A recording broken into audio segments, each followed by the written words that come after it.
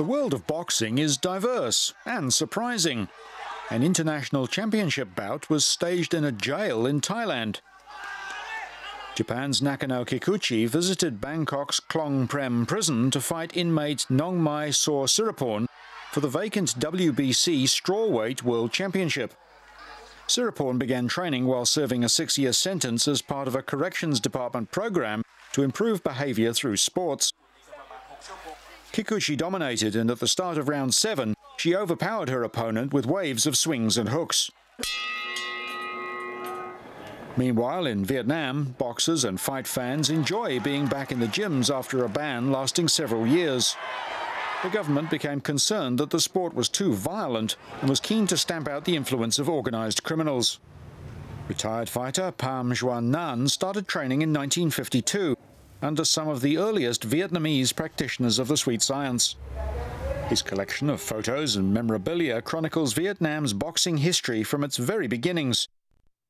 He travelled to tournaments around the country and abroad during the 1950s.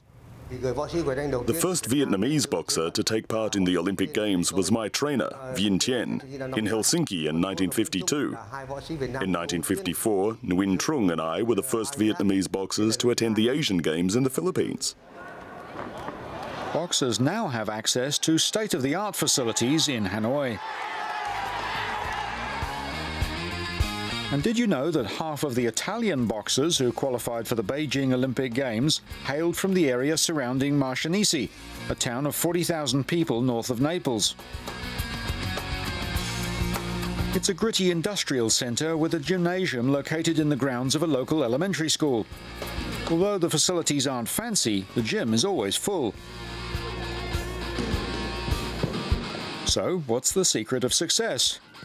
Well, the coaches here are good, but they believe that the town's reputation as a fighter factory is first and foremost to do with the attitude of the young boxers. The town's kids are born to fight, the tough offspring of a tough environment.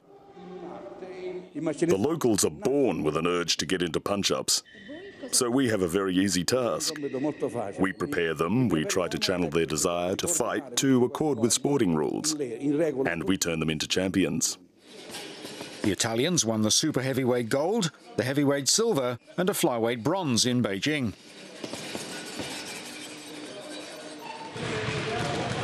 Sol Mamby is training at a gym in New York City's South Bronx. He's resumed his fighting career at the age of 60. He was first crowned WBC light welterweight champion almost 30 years ago and recently became the oldest boxer ever in a sanctioned bout when he lost a 10-round draw. The grandfather of 11 says he doesn't carry any old injuries and was never knocked out cold. I fought the best in the world. At one time, I was the best in the world. You know, so if I could reach that level again, there's no harm in trying. All one can do when he tries is fail.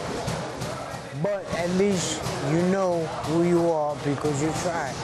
I don't want to sit back and be one of those shoulda, coulda, woulda people. Man, I shoulda did this, I coulda did that.